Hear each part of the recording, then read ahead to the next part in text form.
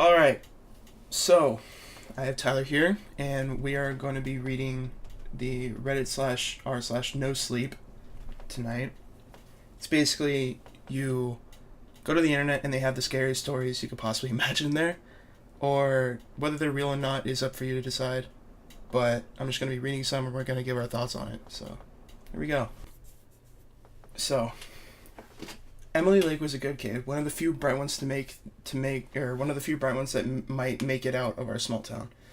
It came as a surprise to me when her parents filed a missing persons report with me yesterday. I give them the usual spiel I give every time a teenager goes missing around here. They're probably just they're probably just with a friend or family and will likely turn up within the next 48 hours. That's what's rattling. That was rattling around my head. When I identified her body out there. What the fuck? Alright. What? Weird. Wait, but it doesn't make sense if he identified her body out there, but she's missing. Well, yeah, I mean, wouldn't that make sense? No, because it said if he's saying that he gave the usual spiel that they'll probably just turn up in the next 48 hours, but he has her body, what? No. Like, when I identified her body out there, that's probably, like, talking about the future, I guess. Like, he hasn't really found it yet, but you know what I mean.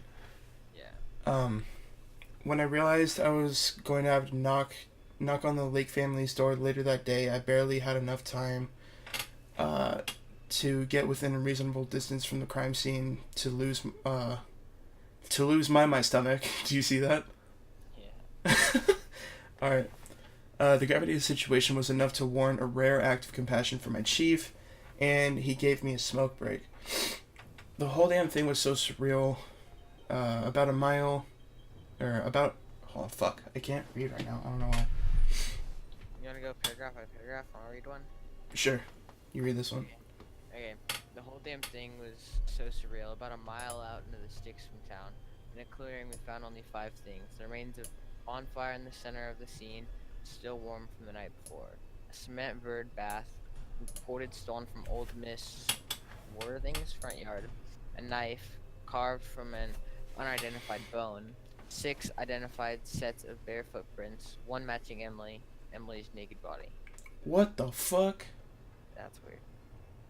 That's because she doesn't have that's just because she doesn't have shoes on doesn't mean she's naked though. Well, yeah, but I mean, yeah, I guess. Okay. Explaining to Mr. and Mrs. Lake that the daughter was murdered would have been so much easier, I imagine. I think confirming their worst fear would have killed a much smaller part of me. Dealing with a family of homicide victims is something I've done before. Explaining the circumstances that ruled her death to be a suicide is something no amount of bourbon, cigarettes, or Xanax has thus far let me forget. Wow, this guy literally developed an addiction. The fuck? What were you gonna say? Oh wait, where are you at? Oh, okay, yeah. Emily Lake was found on her knees with her head down as if she was bowing in front of the bird bath. The inside of her left forearm was slashed open from her elbow to her wrist down to the bone. Oof. Self-inflicted. Her right forearm was cut far more shallow. This is presumed to be from tendon and muscle damage to her left non-dominant hand. It was still deep enough. She was holding her arms up into the fountain as she bowed. It was as if she was making an offering, because her death ruled as Exsanguination?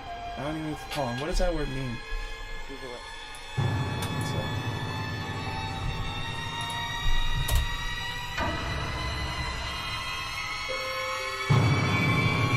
Exsanguination is the loss of blood to a degree sufficient to cause death. Okay. So she literally basically like bled out. I would be more than ready down for him there. Or I wouldn't be writing this down for him there. I could go if all I had to live was watching the Lake family fall to pieces. I could rationalize Emily's death, some fucked up quotes that made her sacrifice herself to summon made-up gods. I could kill enough brain cells to block out every time I saw the case in the news, my shift ended. There wasn't any company blood. There was not a knife, nothing but a let me refresh it. Sure. She's one of 5 people that have gone missing in the last 5 months.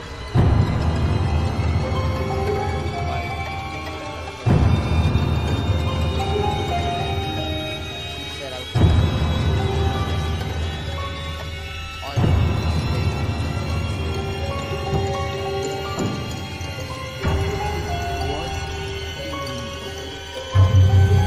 They're out there, all of them. I found them loose enough booze, and improvised to pass out. I had an idea inside dream. I saw the bonfire, I saw the silhouettes against the wall. They had been frenzied, like reveling. I saw him. He stood before the bird bath, arms outstretched towards the full moon. He was naked, he was cold. His body was frail. I couldn't see his face, but I still felt his eyes wild and piercing, staring right through me, or Emily.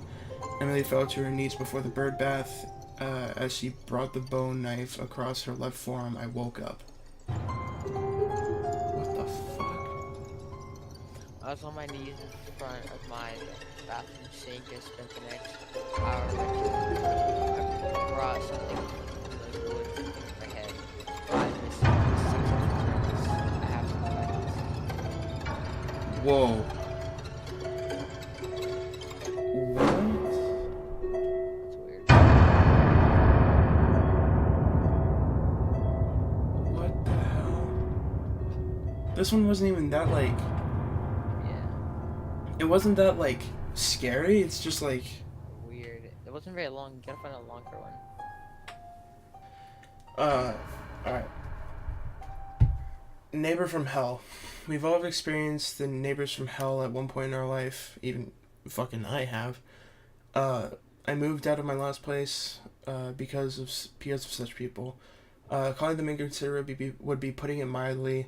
They were always so loud, crashing and banging at all hours, or holding long, raucous gatherings in the garden, shrieking with laughter, practically howling their sentences to be heard over each other's boisterous, bawling conversations.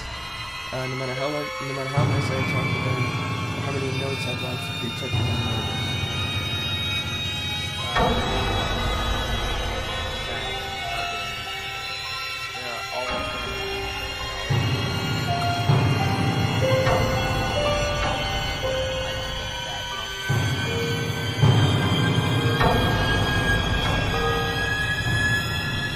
Unfortunately, with the neighbors of the new place were reasonable. On one side is an elderly lady I often chat with over the fence, and on the other is a man who works away from home a lot and is mostly home on the weekend.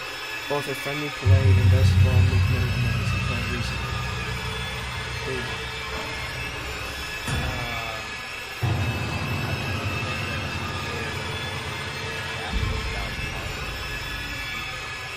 I don't know what she's doing. It sounded like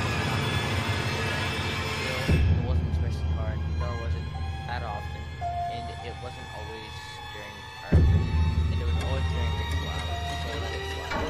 I didn't say it.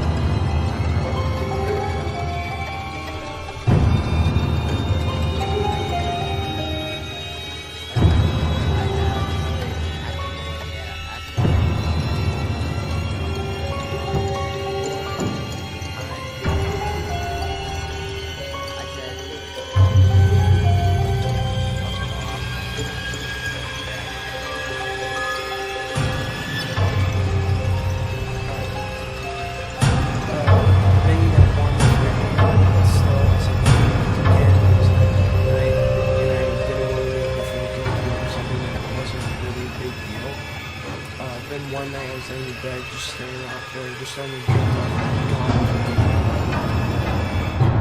It was almost midnight. The noises had never been this late. I lay there for a moment, trying to listen out for the sound. Complete silence. Eventually I drifted off to sleep. It didn't last long. Something yanked me from my sleep. Being pulled so brutally from deep sleep meant I wasn't even sure where I was at first, let alone what had woken me. Then I heard something banging against the wall, with the head of my bed resting against it. It wasn't something big structures, like small pools. Perhaps a helmet or mallet. Mallet. Or what? The staccato rapping would come and go, and some bursts were louder than others. I scrunched my eyes closed, rubbing my face as I rolled over to check the time. It was 4 a.m. The woman next door... Hold on. The woman next door never made noise this early in the morning. Never made this noise this early in the morning. I was tired, so I rolled over and tried to ignore it. It stopped long enough for me to begin drifting off again before starting back up again. I put the pillow over my head and I tried to block it out. Eventually, I managed to fall asleep, though not deeply. The banging prevented the full, blank submersion of deep slumber, so when I woke up at 10 a.m., I felt like I hadn't gotten much sleep at all. Luckily, the noise had stopped. I thought about rolling over and trying to catch a few hours. It was Saturday after all, but it felt like I wasted time to spend my whole weekend sleeping, so I got out of bed and made myself a strong coffee. Potter about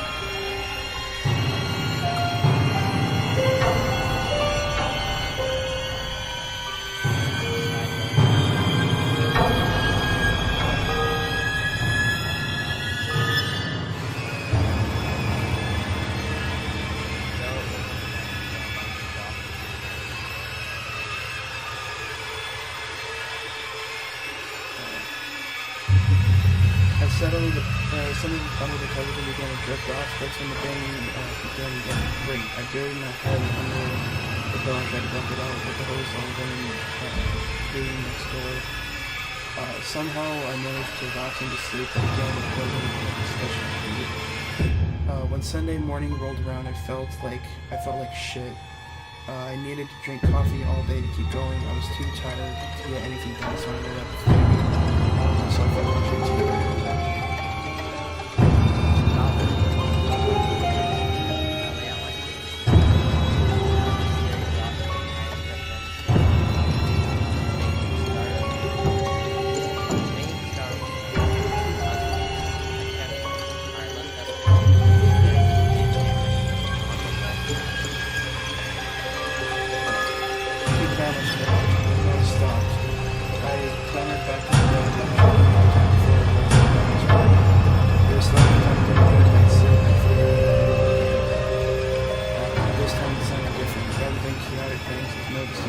This was a solid, steady thump, thump, thump, thump.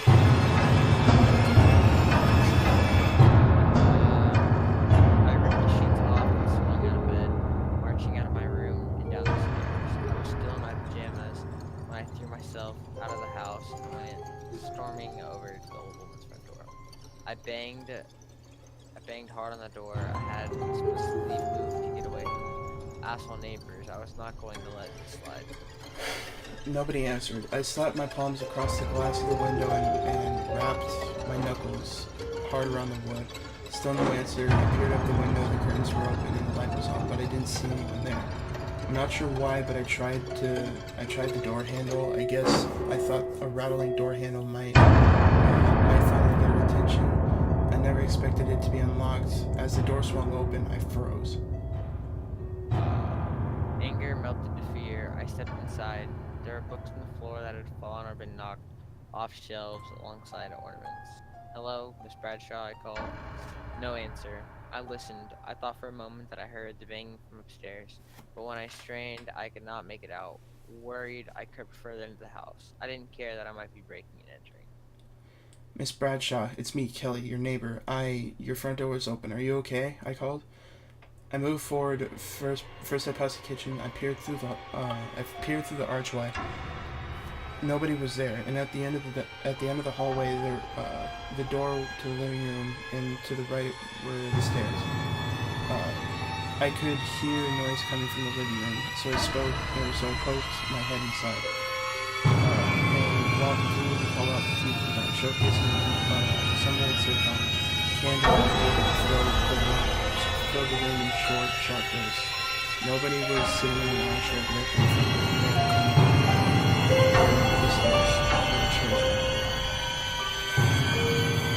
This is like something.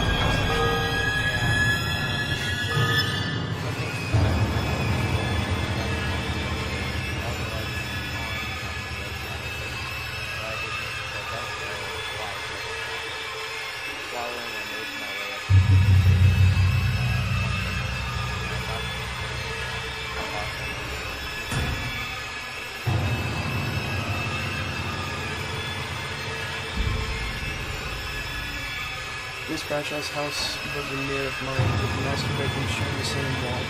Her bedroom door was shut. When I pushed it open, I screamed. The old woman was slumped near the wall, and her hand was a cane top of the metal curtain. What the fuck? It was then that I knew what sounded. She had been using the cane to hit the wall, desperately trying to get my attention. I rushed to her side, calling her name, but she didn't respond. Her eyes stared into nothingness, glassy and devoid of any kind of expression. Whoa. Yeah, but remember it was like crazy, and then it like started getting like thump.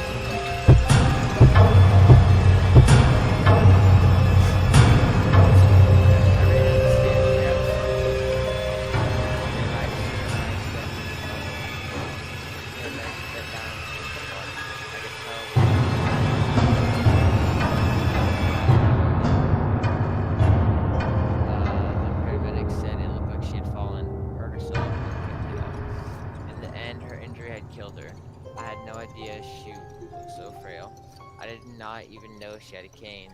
I'd never seen her with it outside. Miss Bradshaw never mentioned any medical conditions, and she seemed sprightly for her age. Always pottering about in her garden. I thought back to the steadily growing bags, bangs and crashes. She must have been steady on her feet, crashing the furniture, or catching me up quickly, knocking things off, being unable to pick them back up. The more I thought about it, and the more I realized I hadn't seen her.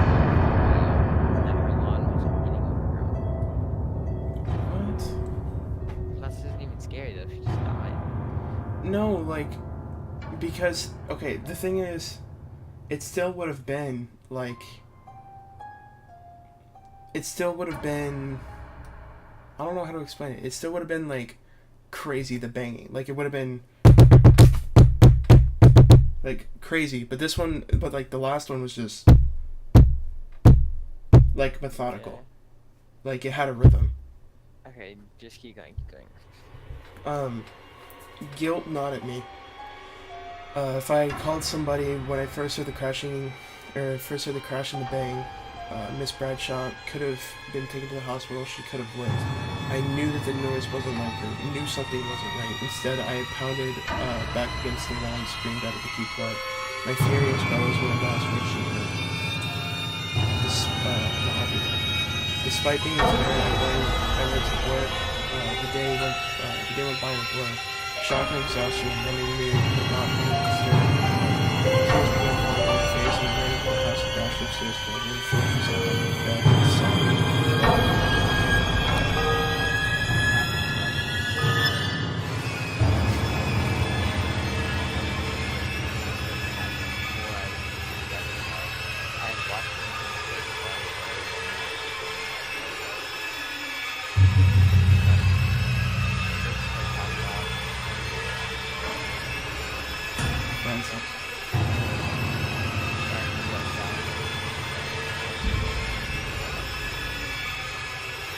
What the fuck?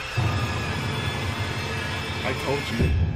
Yeah. Bro, that made my eyes water. Alright, now as I'm sitting here typing this, the thing is getting hotter and harder. I want you to know I'm not looking for sympathy. I'm looking for a place to escape demons from hell, only to become one myself. I deserve every ounce of attention. No, fuck what the hell? I just need somebody to know what happened. To know that it was my fault. I killed him. I killed him. More importantly, I wanted to as the pale, twisted figure appeared in the room while I came and I was getting closer.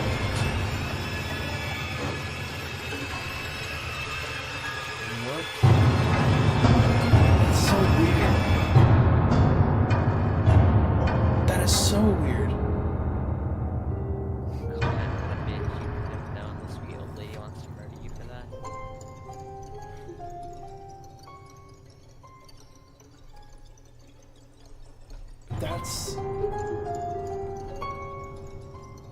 This was published 15 hours ago. I know, but wasn't this remember in the car the other day? No. Remember? Oh, wait, you didn't see because it's on my phone, but there was one. What the fuck? Planet X. Our solar system is a disk. Remember those plastic 3D diagrams for our solar system from elementary school? The then 9 planets connected by thin metal wires to the large yellow sun in the middle. Well, yeah, that's what it looks like in a way. Our planet and several others orbit around the sun in the disk shape. But while the disk is mostly flat, its edges lift upwards like a paper plate. A team of Caltech claims that this is evidence of a massive planet at the edge of our solar system, Planet X. The reason we can't see Planet X is because it's too far away for our modern telescopes to register. The light from the sun has to travel all the way past Neptune, past the Kuiper belt, bounce off of Planet X, and come all the way back. The light fading exponentially with every stage of its journey. I was separated at but I know Planet X was one. 7 years ago, I wouldn't fall asleep. I would fall asleep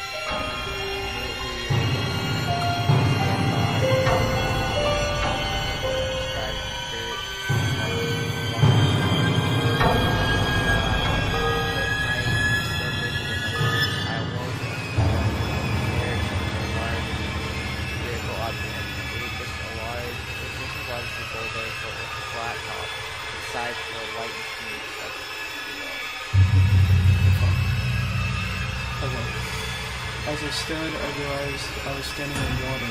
I looked around and saw that I was in a shallow pool lined with small black stones which were cool and smooth to the touch. Before me was a wall made of glass. I stepped to it, pressing my face against it as I looked towards the lush nightscape. Despite the darkness, the campus around me was illuminated by that glowed in the dim.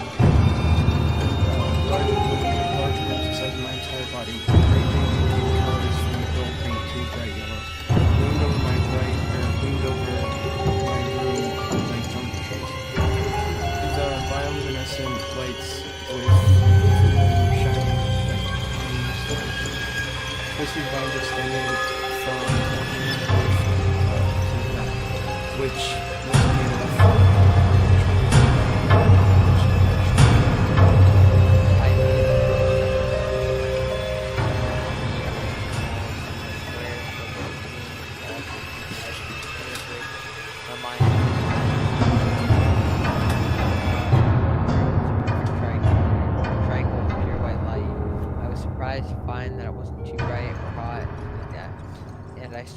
I stared at the light for several minutes, mesmerized.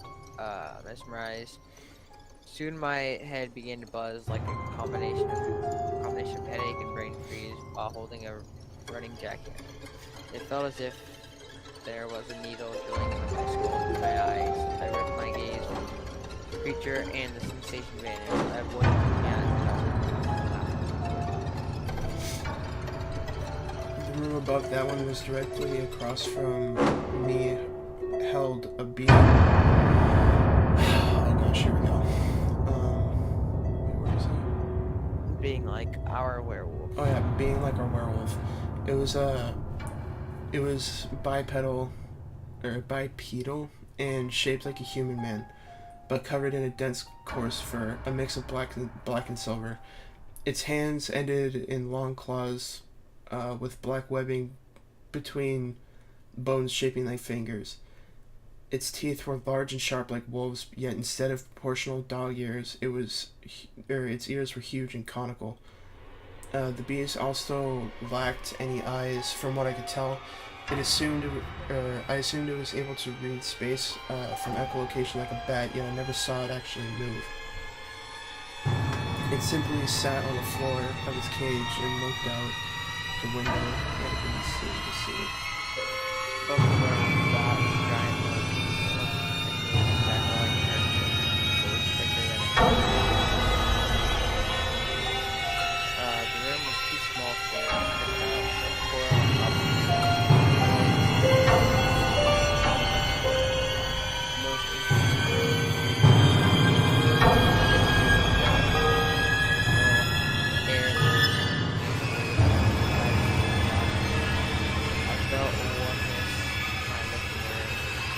subtle bliss, as if you were drunk but you wasn't.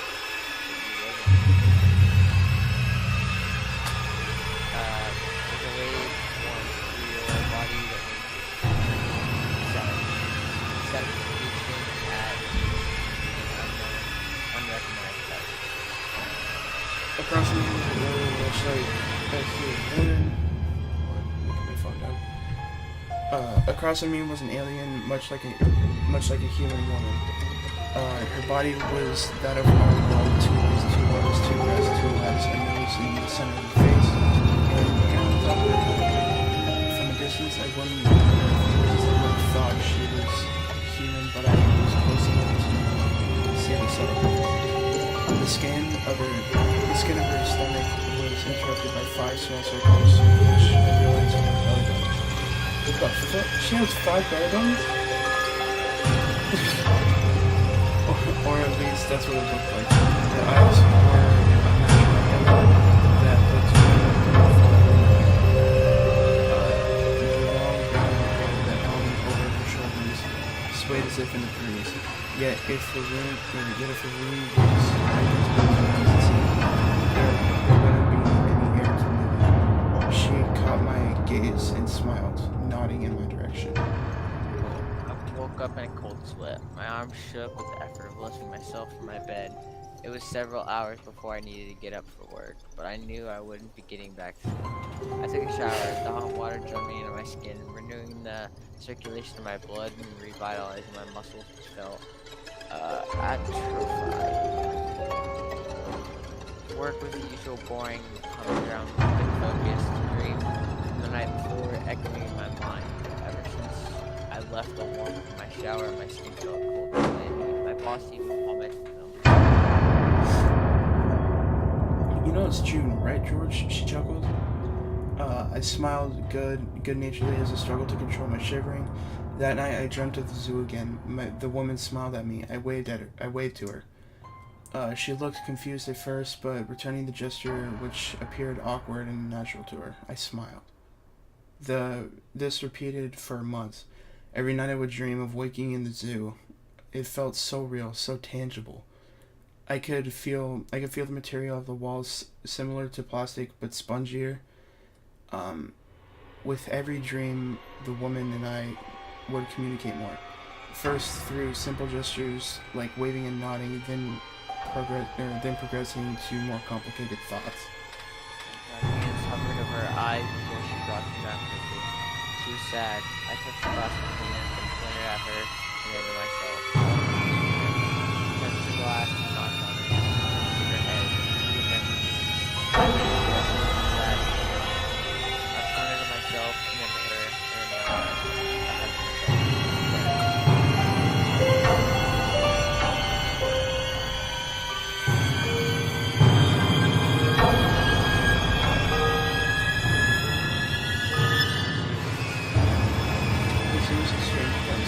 Bad moment. I never saw any spectators or even anyone who seemed in charge of the zoo. We were never fed or taken care of. We just worked. the woman I grew closer, the woman and I grew closer with every dream. It was as if she was real. The bond I felt with her was so deep, it couldn't all be a figment of my imagination. We couldn't tell each other who started further as Remy. She reminded me of my brother Derek, who had a stuffed lion named Remy. Derek is very interesting. At least he was. Passed away a few years ago. He had been born deaf and mute. Every time I woke up, I would remember that was every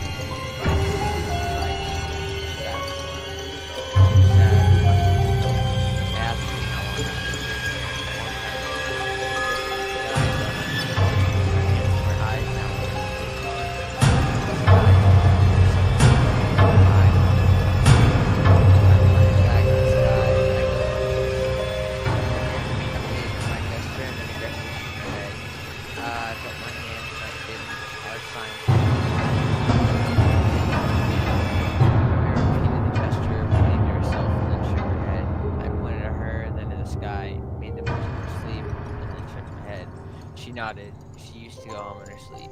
I brought my hand to my chin. What happened? Remy opened her mouth in a scream, her face twisted in anger. I heard nothing, the sound trapped within her walls. Suddenly she turned wild, jumping and stomping, her hair spinning around her head as if in a hurricane. Her body twisted as if boneless, a slug pulling at either end by her pain. What the fuck? So like, and then she freaked it. What the fuck? Bro, what the hell? Okay, finally she stopped and looked at me, her hair calming enough to mostly rest mostly still by her face, now streaked with tears. She pointed to the white sphere in her room and then to the sky. I followed her finger, my heart pounded in my chest. Fear gripped at me tightly. I had never seen Remy look or act like this. She was no longer sad, she was angry. Turning away from me, she walked to the white sphere in her room and touched the surface. Looked up, I walked to the marching object in my room, placed my hand on it, and snapped. I looked up, she rose her hand in the air, making a circular gesture.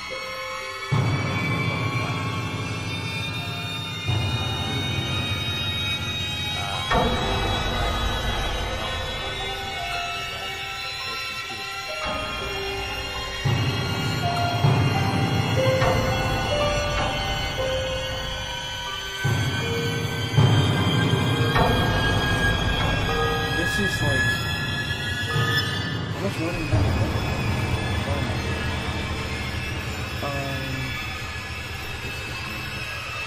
Then we pointed to the sky, looking up through the alien canopy, I could see a faint yellow star, closer than any other star yet, still barely larger than a pinpoint. She pointed to me, the sun, our sun. I jolted upright in my bedroom, unfamiliar around me. The next night I opened my eyes to the now familiar ceiling.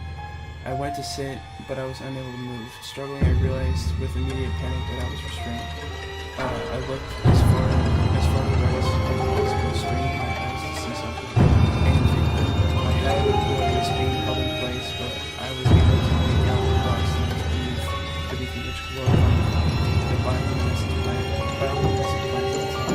I looked back at the surroundings, my vision filled with a new alien creature hovering anxiously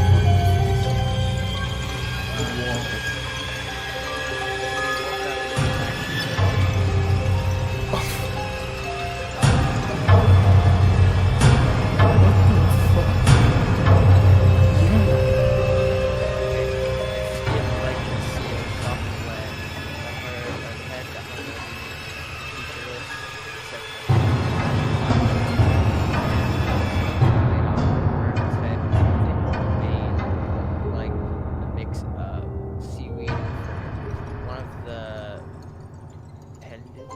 What is it? Where is it? One of the Oh, appendages. Around its neck, stretched towards me, and I futilely tried to squirm from its reach. As its flesh touched mine, white hot heat sizzled against my skin. It felt like I was being branded by the sun. My screams were no longer able to produce any sound. The only escape from my fear and pain. More heat began to crawl from its touch like veins reaching across my skin. As the sensation hit my chest, I felt it inch towards my heart, which convulsed erratically under the heat's weight.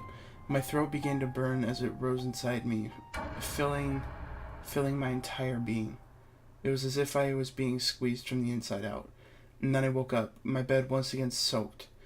My stomach ached from the pain of my dream, and I lightly brushed my fingers over the area. A pained hiss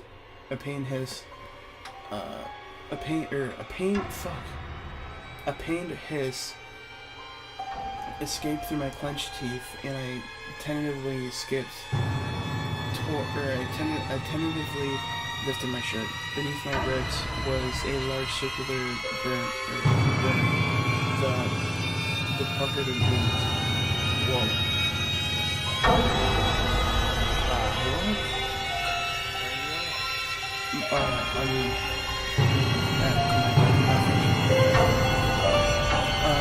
My breath caught in my chest. The sensation I hadn't felt since my back slammed into the hard concrete. I gasped with a fish as my throat started to claim the air in my lungs. My face was wet with tears. So this guy's actually seeing this shit in real life. Yeah. What the fuck? I called out of this.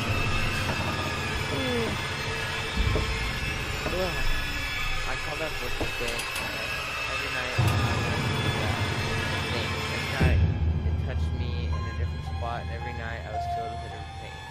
Sometimes it was burning of the first night. Sometimes it was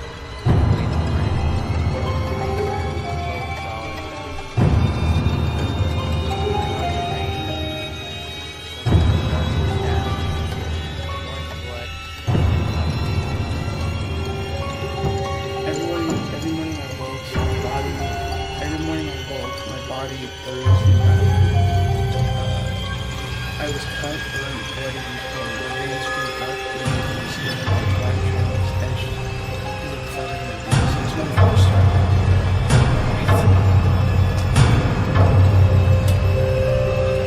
I tried to go to the doctor, but it dismissed me as a junkie. The frequent calls out of the office lost me my job.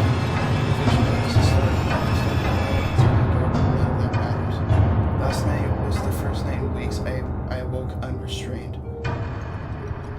Crying in relief, I stood, my legs shaking beneath me. The first thing I noticed was that for the first time it was day. I blinked my eyes, unused to the light, as I looked to Remy, who stood with her hands against the glass. A gesture I was happy to reciprocate. The forest surrounding glowed with radiance. I began to adjust. I was overwhelmed by the surprisingly bright, vibrant colors of the forest surrounding me. I beamed at Remy. It was beautiful. Remy's face was drawn. She pointed me, then to herself, then to the stone wall behind her. She shook violently her head as if in pain. They had tortured her too. I brought my hand up to my chin. Why? She pointed up. There in the sky a fire burned, not like a sun, but much smaller and closer glowing sphere of heat. A stream of fire stretched like a tail from the ball as it flew over us. A caricature of a comet. It wasn't day, instead the world was illuminated by a massive rocket, more than 50 times the size I had ever seen on TV. I looked back at Remy, who pointed to herself and to me, and was sad. He pointed to the screen beside me. I stepped to it, and the signal was turned on. Small marble earth appeared, as it always did. I tilted my head, I was looking to get a better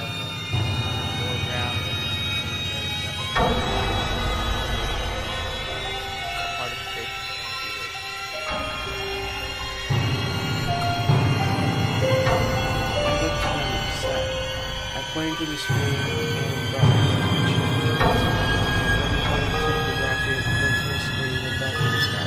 Then pointed. Stepping back from the spirit shock, I shook my head. No. Yes, sad. No. Yes, sleep, home, sad. No. I got my hands together and pulled them apart as far as I could. Far, too far. Earth was too far. And he closed your eyes and sleep.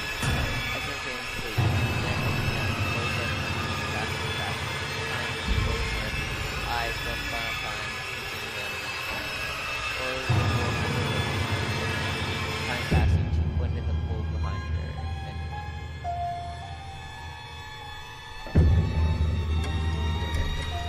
I looked back to the sky, the rocket, giant on fire, hung heavy above the atmosphere. I shook my head and looked back. I was far, I just, even before the advanced technology, take Planet X more than a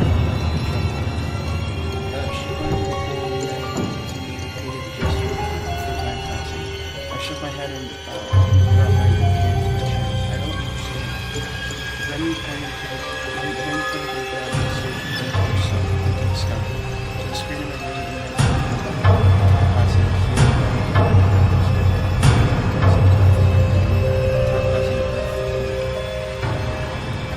these sequences, what do they even mean? She pointed to the screen information. She information, time passing, earth, information. time passing, it would take. Oh, what the heck? No, you're not. Oh, time passing, it would take millennium for aliens to reach Earth. Time passing, cool. I always woke up in. Time passing, my head spun. She pointed to herself and her screen, then to the sky. Remy said, time passing. And then she screamed, her mouth stretching as it had only one time before. When I asked why she was sad, she stopped and looked at me. I shook my head, sent backwards. No. Remy pointed at me and then brought her hands to her eyes and said, my stomach dropped and my mind buzzed. I looked at the rocket which appeared to hover above us, then back to the screen which showed the same rocket approaching Earth. I wasn't being brought across space, I was being brought across time as well. I looked at Remy, who nodded. Why? Remy pointed to the screen information. They wanted to know what we'd be like when they got there.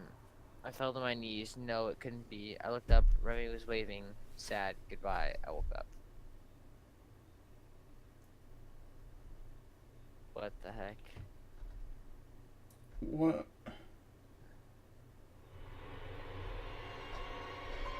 Discussions in r/nosleep. I met a girl at prom. That was super weird. I know it's like kind of weird to say, but you've seen Chicken Little, right? That's what that entire story reminded me of. Yeah.